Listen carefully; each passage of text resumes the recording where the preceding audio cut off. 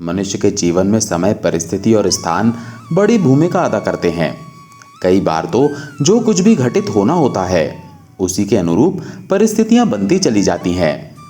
कलयुग में एक ही चक्रवर्ती सम्राट हुए हैं और वो थे सम्राट विक्रमादित्य, जिनके नाम पर भारतवर्ष में विक्रम संवत की शुरुआत हुई। विक्रमादित्य एक बहुत ही पराक्रमी, विद्वान और कुशल प्रजापालक थे। वो अपनी प्रजा को बहुत प्यार करते थे। राजा रात में वेश बदलकर अपनी प्रजा के हालत जानने के लिए नगर में निकल जाया करते थे। एक बार की बात है, राजा विक्रमादित्य वेश बदलकर रात को नगर में निकले। रात को घूमते घूमते भोर का समय हो गया। उस समय राजा विक्रमादित्य नगर की परिक्रमा करने वाले मार्ग से गुजर रहे थे। मार्ग के दूसरी ओर घना जंगल शुरू हो जाता था। तभी अचानक राजा ने देखा कि एक लकड़हारा कंधे पर कुल्हाड़ी लिए जंगल में प्रवेश कर गया और लकड़ी काटने के लिए एक ऊंचे वृक्ष पर चढ़ गया। तभी राजा ने देखा कि एक भयानक रीछ दौड़ा दौड़ा आया और उस वृक्ष पर चढ़ने लगा जिस पर वो लकड़हारा लकड़ी काट रहा था। रीछ को वृक्ष पर चढ़ते देखकर राजा को बड़ा आश्चर्य हुआ, क्योंकि रीछ तो वृक्ष पर कभी चढ़ ही नहीं सकता। उस लकड़हारे ने जब रीछ को अपनी ओर आते देखा तो वो बहुत घबरा गया और डर के कारण उसके हाथ से पेड़ की टहनी छूट गई और जमीन पर गिरकर उसकी मृत्यु हो गई। उसके बाद रीछ पेड़ से नीचे उतरा और राजा के देखते ही देखते उस रीछ ने एक सुंदर लड़की का रूप धारण कर लिया और जंगल के नजदीक ही स्थित एक कुएं के पास जाकर बैठ गई। राजा दूर खड़ा हैरानी से ये सब कुछ देख रहा था और सोच रहा था, ये लड़की बना हुआ रीछ अब क्या करेगा। थोड़ी ही देर बाद राजा के 2 सिपाही उधर से निकले और इत्तेफाक से दोनों सिपाही सगे भाई थे।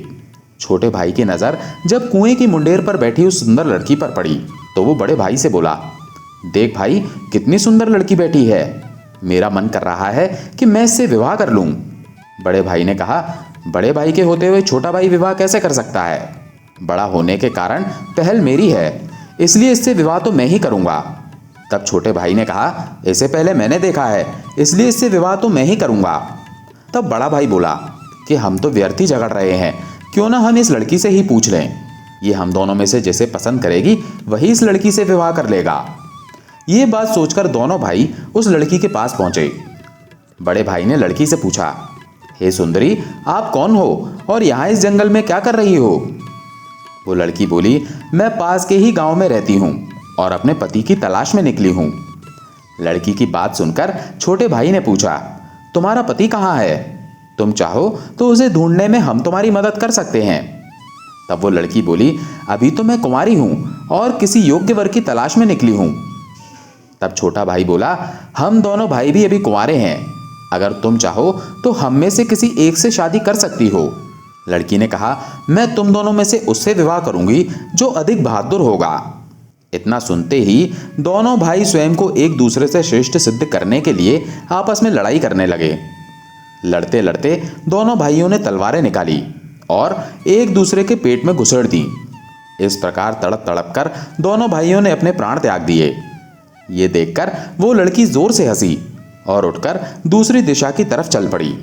ये लड़की अब क्या करेगी, ऐसा सोचते हुए राजा विक्रमादित्य भी थोड़ी दूरी रखते हुए उस लड़की के पीछे पीछे चलने लगे।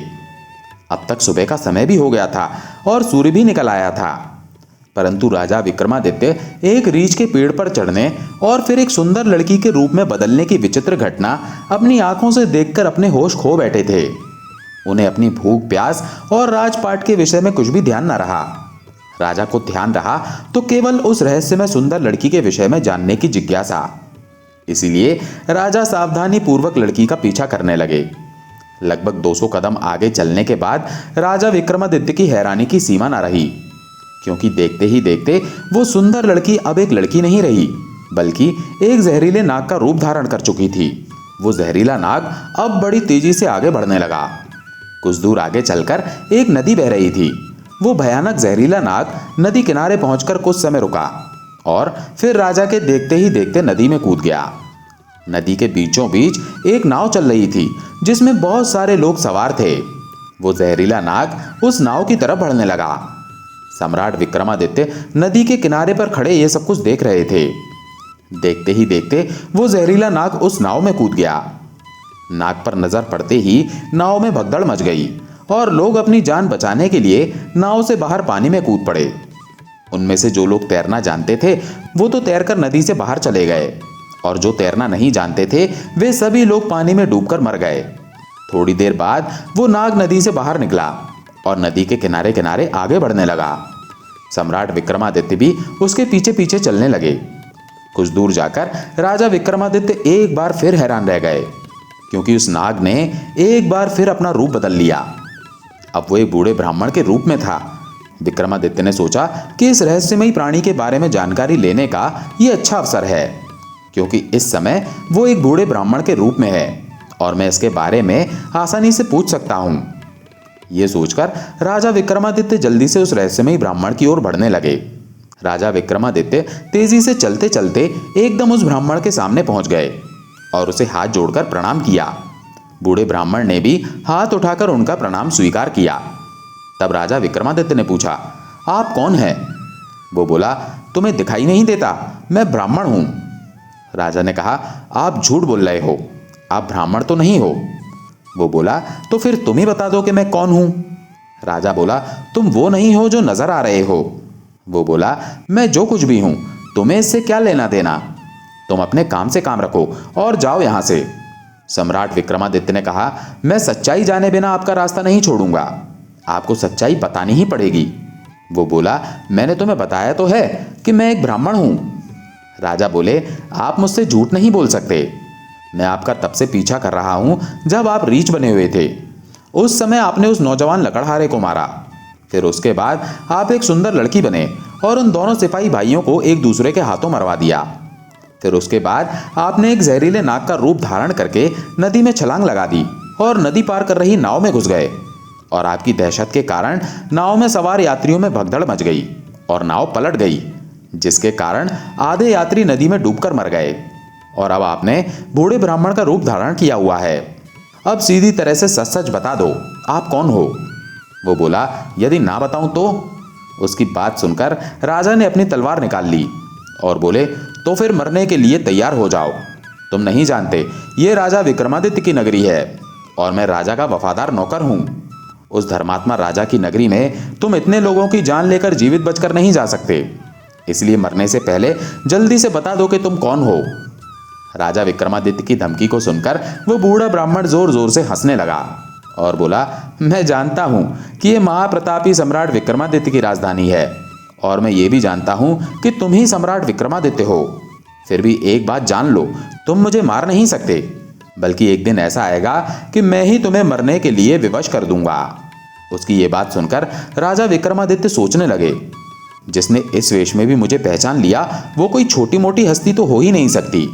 इसलिए राजा विनम्र होकर बोले, अब आपने मुझे पहचान ही लिया है तो कृपया आप बताएं कि आप असल में कौन हो। तब बूढ़े ब्राह्मण ने कहा, बिना मेरी सच्चाई जाने तुम मानोगे नहीं, इसीलिए मुझे बताना ही पड़ेगा कि मैं कौन हूं। इसलिए राजन, अब ध्यान से सुनो कि मैं कौन हूं और तुम्हारी राजधानी में क्यों आया हूं। तब उस बूढ़े ब्राह्मण ने बताना शुरू किया, हे राजन, जो कुछ भी मैं बताऊंगा उसका एक एक शब्द ध्यान से सुनना। मेरा नाम काल है। तुम जानते हो कि इस संसार में जितने भी मनुष्य जन्म लेते हैं उनकी मृत्यु निश्चित है, इसलिए संसार को मृत्यु लोक भी कहा जाता है।